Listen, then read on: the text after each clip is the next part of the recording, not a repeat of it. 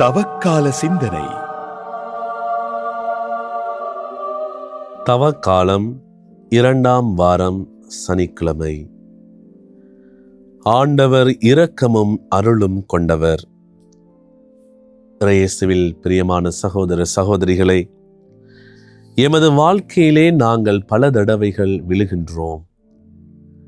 எழ முடியாமல் விழுகின்றோம், தடுக்கி விழுகின்றோம். மற்றவர்கள் எங்களை விழ வைக்கின்ற சந்தர்ப்பங்கள் அதிகமாக இருக்கிறது. ஆனால் இந்த எல்லா சந்தர்ப்பங்களிலுமே நாங்கள் விழுந்தவர்களாக இல்லாமல் அல்லது தடுக்கி விழுந்தவர்களாக இல்லாமல் எழுந்து நடப்பவர்களாக நாங்கள் இருப்பதற்கு இந்த தவக்காலம் ஒரு உந்து சக்தியாக இருக்கின்றது.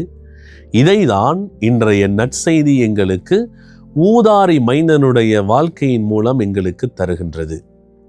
ஊதாரி மைந்தனுடைய வாழ்க்கையிலே அவன் பாவம் செய்தான், தந்தையை ஏமாற்றி விட்டு சென்றான், தந்தையை உதறி தள்ளிவிட்டு சென்றான்.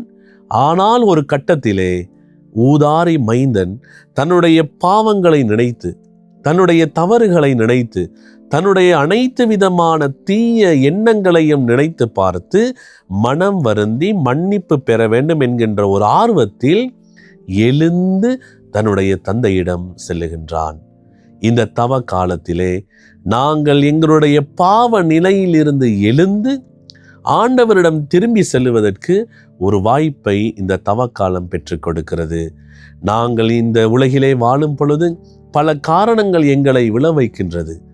உதாரணமாக நவீன தொழில்நுட்ப முறைகள் எங்களை விழ வைக்கின்றது, போதை பொருள்கள் எங்களை விழ வைக்கின்றது, எங்களுடைய வாழ்விலே கெட்ட சிந்தனைகள் எங்களை விழ வைக்கிறது, கெட்ட எண்ணங்கள் எங்களை விழ வைக்கின்றது.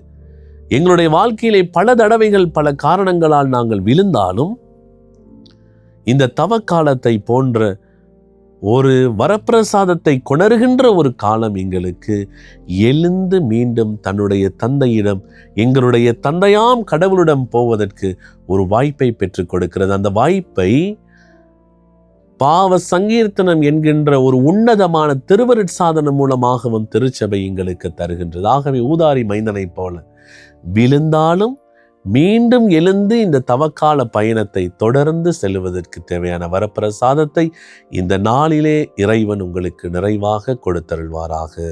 ஆமேன். தவக்கால சிந்தனை.